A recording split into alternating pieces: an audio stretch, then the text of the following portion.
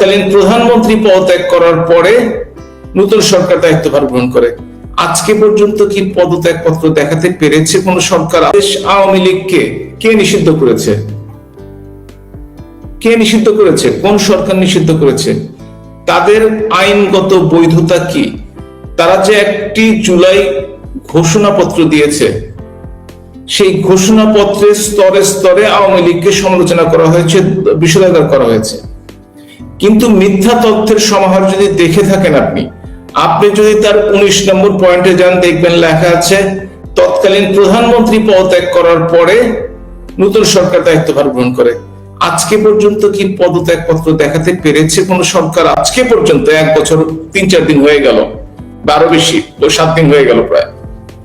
আর তার 20 এবং 21-এ দুটো কথা লেখা আছে, আপনি যদি পড়ে থাকেন তাহলে দেখবেন লেখা আছে 106 অনুচ্ছেদ দিয়ে মাধ্যমে সুপ্রিম কোর্টের বিচারপতিদের সমন্বয়ে সিদ্ধান্তের মাধ্যমে এই সরকার গঠিত হয়েছে। সেই ডকুমেন্টটি কি দেখতে পারবেন? কারণ প্রধান বিচারপতি সেনাবাহিনীর ভাষ্য মতো তখন তিনি সেনা হেফাজতে ছিলেন এবং ইকবালুর রহিম তিনি সেনা হেফাজতে ছিলেন। তার স্বাক্ষর, উপস্থিতি, ভিডিও প্রেজেন্স কেউ কি কখনো দেখাতে পারবেন বা আজকে পর্যন্ত দেখিয়েছেন? এই ডকুমেন্টটি চেয়েছে একজন আইনজীবী বারবার রিড করে, আজকে পর্যন্ত সেই ডকুমেন্টটি দেখানো হয়েছে কিনা? যে সরকারের কোনো আইনের ভিত্তি নেই, যে নির্দেশটি কোর্টের মাধ্যমে আসেনি, আমি আওয়ামী লীগের ব্যাপারে বলছি, ছাত্রলীগের ব্যাপারে, সেই নির্দেশটি যারা দিল তারাই বৈধ কিনা সেই বৈধতার আগে প্রমাণ হোক, তারপরে তারা যে সিদ্ধান্তগুলো নেবে সেটা তো তার পরের ব্যাপার, তার আগে নিয়ে কোনো আলোচনা হতে পারে না। আপনার কাছে যদি কোনো প্রমাণ থাকে যে জননেত্রী শেখ হাসিনা পদত্যাগ করেছেন কিংবা সুপ্রিম কোর্ট থেকে 106 অনুচ্ছেদ অনুযায়ী সিদ্ধান্ত দেওয়া হয়েছে, সেইগুলো যদি দেখাতে পারেন তাহলে এই সরকার নিয়ে আলোচনা হতে পারে। তাছাড়া এই সরকার নিয়ে আসলে সরকার অবৈধ, সরকার ঠিক মতো গঠন হয়নি, সরকারের আদেশ অবৈধ, সেটা কি আপনারা বাইরে বসে বলবেন নাকি আপনারা দেশে থেকে বলতেন? আপনি বলছেন যে সাবেক প্রধানমন্ত্রী পদত্যাগের কোনো হাজার খানেক লোক হয়তো ভারতে আছে, কিছু লোক নেপালে আছে, কিছু লোক দেখতে পাচ্ছে না, তারা কেন প্রতিবাদ করছে? আপনার সামনে তো কথা বলছি, আপনার সামনে বসে আছে, আপনার সামনে কি আগে দেশ থেকে, হ্যাঁ দেশ থেকে যখন করতাম তখন কি আপনার সামনে উপস্থিত হতাম? কখনোই না। কথাটা শেষ করে নি। মাত্র 3-4 হাজার আওয়ামী লীগের নেতাকর্মী সারা পৃথিবীতে হয়তো বা বাইরে আছে, কিন্তু আওয়ামী লীগ সর্বশেষ যে নির্বাচনটি করেছিল, যদি আপনারা 14, 18, 24 বাদও দেন, 8 সনের নির্বাচনে ভোট পেয়েছিল 48 ভাগের বেশি। সেই দলে 12 কোটি ভোটারের মধ্যে বা 18 কোটি মানুষের মধ্যে বাংলাদেশ আওয়ামী লীগের সমর্থন 7 কোটি 8 কোটির পর্যায়ে। মাত্র 3000 লোকজন বাইরে আছে, 5000 লোক বাইরে আছে, ম্যাক্সিমাম 5000 লোক হওয়ার কোনো সম্ভাবনা নেই। 18 থেকে 7-8 কোটি থেকে 5000 থাকলেই কি আর না থাকলেই কি। সুতরাং সব নেতা কর্মী তো আমাদের দেশেই আছে। এখন কি জন্য তারা বের হচ্ছে না? কারণ 1 বছরে ডকুমেন্টেড 637 জনকে হত্যা করা হয়েছে অবৈধ মবের মাধ্যমে হাজার হাজার নেতা কর্মীকে হেনস্থা করা হয়েছে। মবের মাধ্যমে চাঁদাবাগির একটা স্বর্গরাজ্য বাংলাদেশ পরিণত হয়েছে। বাংলাদেশে ঘুষ দুর্নীতি বেড়ে গেছে। বাংলাদেশে আইনের শাসন তলানিতে। বাংলাদেশে কেউ অ্যারেস্ট হলে জামিন পেলেও তাকে হেনস্থা করে আবার জেল গেট থেকে গ্রেফতার করা হয়, অথবা চাঁদা নিয়ে তাকে ছেড়ে দেওয়া হয় পুলিশ স্টেশন থেকে, অথবা ওই এনসিপির নামে, বিএনপির নামে, কখনো কখনো ডকুমেন্টের 32টি আছে যে আমাদের নামে চাঁদাবাজি করা হয়। সুতরাং কিভাবে আপনি বলবেন যে এই লোকগুলো মাথা তুলে দাঁড়াবে? তবে একটা কথা বলে রাখি, অনাচার অত্যাচার যতই করা হোক না কেন, এই পাক বাহিনীর সহযোগিতা করে যে জামাত, রাজাকার, আল বদর, আল শামস সেই সময় যারা বাঙালি জাতিকে দাবিয়ে রাখতে চেয়েছিল, সেই 71-এও পারে নাই, এই 25-এও পারবে না, এটা শুনে রাখেন আপনি।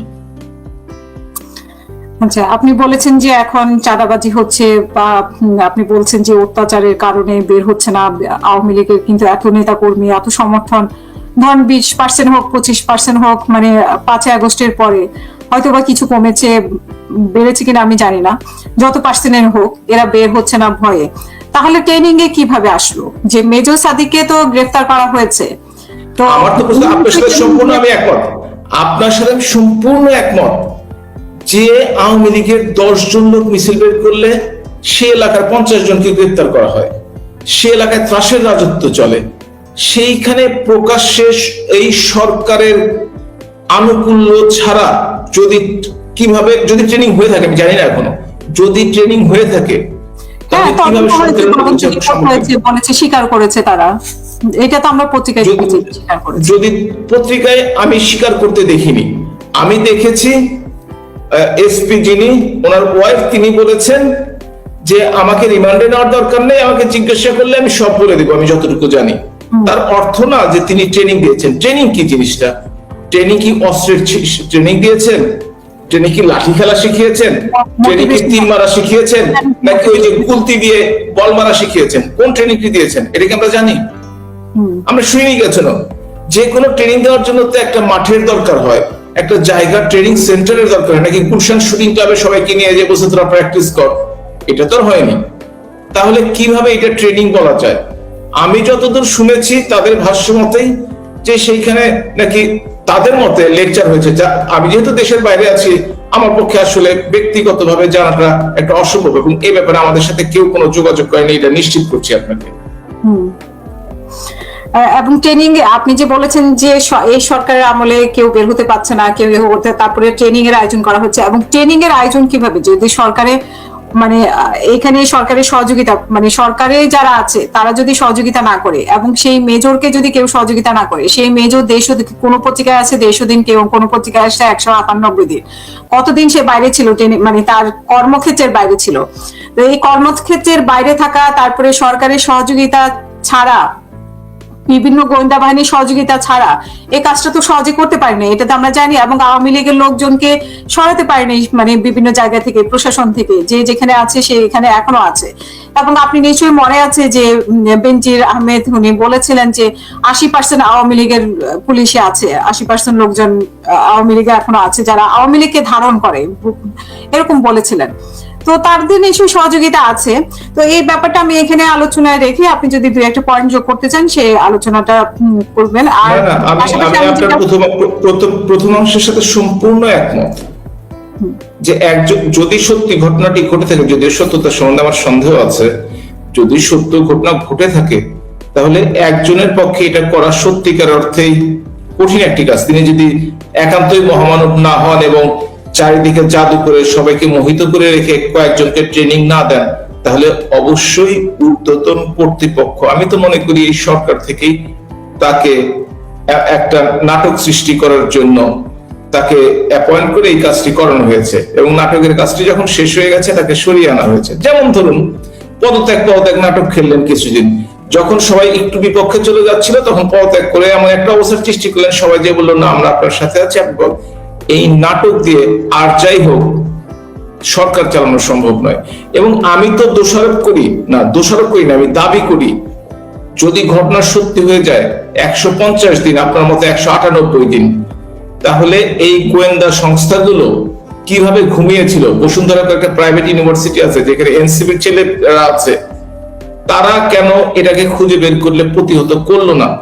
সবাই কি যোগ সাজস করে একটা কিছু তৈরি করতে যাচ্ছেন জানি, মানুষ আলোচনা করবে, মানুষ ব্যস্ত থাকবে, মাঝখান থেকে আমরা পোর্টটি দিয়ে দিব ডিসেম্বরে, মাঝখান থেকে 12 মাস সেন্ট মার্টিনে যেতে দিব না, কিংবা করিডোর নিয়ে ছেড়ে দিব যাতে মানুষ অন্য কোনো আলোচনায় ব্যস্ত হয়ে যায়, ওইদিকে নজর না দেয় মানুষের দৃষ্টি সরানোর জন্য, কিংবা অর্থনীতির যে তলানিতে সেই কথাটি যেন মানুষ আলোচনা না করে। এই জন্য কি আমরা তাদেরকে সুযোগ করে দেওয়ার জন্য, মানুষের দৃষ্টি ঘুরিয়ে নেওয়ার জন্য? আমি ভাবতাম ডক্টর ইউনূস পলিটিশিয়ান না, একজন অর্থনীতিবিদ, শান্তিতে নোবেল পাওয়া, দেশে আসলে নিশ্চয়ই দেশের অনেক উন্নতি হবে, দেশের অনেক ভালো হবে। কিন্তু তিনিও যে পলিটিক্স করেন, তিনিও যে ট্রেডিশনাল পলিটিক্স করেন, তিনিও যে এই ধরনের ঘটনা ঘটাচ্ছেন একটার পর একটা, সেটা তো জনগণ আজকে বুঝে গেছে। আর দেশের উন্নয়ন হবে কিনা জানি না, তবে ওনার উন্নয়ন কিন্তু কম হয়নি, এটাও কিন্তু বুঝতে হবে আপনাদেরকে। সুতরাং মানুষের দৃষ্টি ঘোরানো ছাড়া এইসব আলোচনা থেকে বের করার কোনো সুযোগ নেই। হয়তো এরপরে আরো কিছু দেখবেন সরকার গুটিয়ে অন্য এটাও কি মিথ্যা কথা, এটাও কি মানে ডক্টর ইউনূসের ষড়যন্ত্র হবে কিনা, যে কথাটা আমরা শুনেছি যে আওয়ামী লীগ এই 5 আগস্ট উপলক্ষে একটা ঘটনা ঘটাবে, 29 জুলাই থেকে, যেটা গোয়েন্দা সংস্থা থেকে বলা হয়েছে 29 জুলাই থেকে 8 আগস্ট পর্যন্ত বেশি সতর্কতা অবলম্বন করা হয়েছে, অনেক অপ্রীতিকর ঘটনা ঘটতে পারে, এরকম অনেক কিছু বলা হয়েছে। সে কি আওয়ামী লীগের কি আসলে কোনো পরিকল্পনা ছিল না এর মধ্যে? পরিকল্পনা যদি আওয়ামী লীগের মতো দল করে থাকে তবে তার বাস্তবায়ন দেখতে পেতেন আপনি কি তার বিন্দুমাত্র বাস্তবায়ন দেখতে পেরেছেন? আসলে ছোটবেলায় না, বড় হয়েও দেখেছি যে মানুষ ছায়া দেখলে ভয় পায়। মুশকিল হচ্ছে আওয়ামী লীগের জনপ্রিয়তা, আপনি বলছিলেন যে জনপ্রিয়তা কমে গিয়েছিল, কথা সত্য। আওয়ামী লীগের 5ই আগস্ট যখন ঘটনাটি ঘটে তার সময়টি বা তার আগের সময়টিতে আওয়ামী লীগের জনপ্রিয়তা অত্যন্ত কমে গিয়েছিল, এটা ব্যক্তিগতভাবে আমি অস্বীকার করি না। তবে এই সরকারের ব্যর্থতার কারণে, অযোগ্যতার কারণে, অদক্ষতার কারণে এই আওয়ামী লীগের জনপ্রিয়তা দিন দিন বাড়ছে। এবং এর মধ্যেও আবার অনেকে পলিটিক্স করা শুরু করেছেন, বিভিন্ন ধরনের 2000-2500 লোক নিয়ে জরিপ করে বিভিন্ন দলকে বিভিন্ন রকম নাম্বার দিচ্ছেন এবং এটা নিয়ে আবার আলাপ হচ্ছে। কেউ 14% পাচ্ছেন, কেউ 9% পাচ্ছেন, কেউ 12% পাচ্ছেন। আর সুশীল সমাজ সম্ভবত যারা করেন তারা 70% ভোট পাচ্ছেন বা 42% ভোট পাচ্ছেন।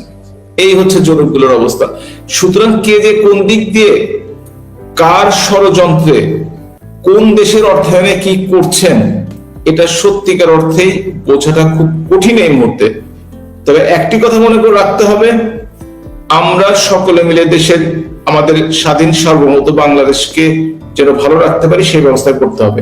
এর জন্য যদি কেউ অপরাধী হয়ে থাকে, যদি কেউ, আমি বলেছি আমি সহ, তাহলে তাদের বিচারের আওতায় এনে শাস্তি দিতে হবে। কিন্তু বিচার বহির্ভূত অন্যায় যদি কেউ করে থাকে তাকেও শাস্তির আওতায় আসতে হবে, সে যে সময় হোক না কেন। আচ্ছা, এখন আপনাদের পার্টি অফিস করা হয়েছে কলকাতায়, তারপরে বেশ কিছু বৈঠকের কথা শোনা যাচ্ছে যে face to face Sheikh Hasina meeting করছেন বেশ কয়েকজনের সাথে। আপনি কি সেই মিটিং এ কখনো ছিলেন বা পার্টি অফিস সম্পর্কে? আমার সৌভাগ্য হয়নি, কারণ আমি ওই পর্যায়ের নেতা না যে আমাকে ডেকে শেখ হাসিনার আমার সাথে কথা বলে আমার পরামর্শ নিতে হবে। যারা দেশের নীতি নির্ধারণী আওয়ামী লীগের পক্ষ থেকে অবশ্যই তারা মিটিং এ যাচ্ছেন, কোনো সন্দেহ নেই, এবং প্রতি সপ্তাহে মিটিং হচ্ছে, তাতেও কোনো সন্দেহ নেই, নিশ্চিত করে বললাম। কিন্তু আর আমরা কি নিষিদ্ধ বা আমরা কি এই সংগঠন নাকি যারা গোপনে কাজ চালায় সর্বহারা পার্টি? না, আমরা সেটা না। বাংলাদেশ আওয়ামী লীগ কোটি কোটি জনগণের সমর্থন আছে। পার্টি অফিস যদি আমরা করি, পার্টি অফিস যদি আমাদের থেকে থাকে, সেটি একটি আছে আমাদের বাংলাদেশে আওয়ামী লীগের পার্টি হচ্ছে, সেটা হচ্ছে 23 বঙ্গবন্ধু এভিনিউ। আমাদের 3 পার্টির সভাপতির অফিস আছে। আমাদের জেলা পর্যায়ে, উপজেলা পর্যায়ে, ইউনিয়ন পর্যায়ে, ওয়ার্ড পর্যায়ে আমাদের অফিস আছে। বিদেশে অফিস বাংলাদেশ আওয়ামী লীগের কোনোদিন ছিলও না, কোনোদিন থাকবেও না। বাংলাদেশ আওয়ামী লীগ যেমন বাংলাদেশ থেকে তৈরি হয়েছে, সুতরাং বাংলাদেশ আওয়ামী লীগের শিকড় যেখানে বাংলাদেশে, সেখানে বাংলাদেশ থেকে আওয়ামী লীগ পলিটিক্স করবে। পরিস্থিতির কারণে হয়তো বা কয়েক হাজার মানুষকে দেশের বাইরে চলে আসতে হয়েছে অত্যাচার অনাচার থেকে রক্ষা পাওয়ার জন্য, মিথ্যা মামলা থেকে রক্ষা পাওয়ার জন্য, মিথ্যা হয়রানি থেকে রক্ষা পাওয়ার জন্য, সেটা বলতে পারেন। কিন্তু বাংলাদেশ আওয়ামী লীগ বিদেশ থেকে রাজনীতি করে না। অনেকের মতো না যে 17 বছর 20 বছর দেশের পরিস্থিতি ভালো হওয়া সত্ত্বেও প্রধানমন্ত্রী না হলে আমি দেশে ফিরবো না, এই পণ করে না নন্দ ঘোষের মতো। এই ধরনের পণ কেউ করে নেই আওয়ামী লীগের। তারা দেশে যাওয়ার প্রস্তুতি নিচ্ছে, তারা দেশে যাবে, এটা নিশ্চিত থাকেন আপনি, এবং আপনি অদূর ভবিষ্যতে এটা দেখতে পাবেন। আওয়ামী লীগ তো বলেছে যে আওয়ামী লীগ পালায় না, মানে আমরা তো সেই শেখ হাসিনা থেকে শুরু করে ওবায়দুল কাদের সাহেব আরো অনেকেই বলতেন যে আওয়ামী লীগ পালায় না, কিন্তু সেটাও তো আমরা দেখলাম। কথাটা আপনি একদম যে খারাপ বলেছেন তা না, আপনার সব কথা তো বিরোধিতা করবো না। আওয়ামী লীগ পালায় না কথাটা কিন্তু যেভাবেই হোক না কেন বলা হয়েছে, আর আপনারা এখন ব্যঙ্গ করার জন্য আমাদের বলতে পারেন, তাতে কোনো অসুবিধা নেই।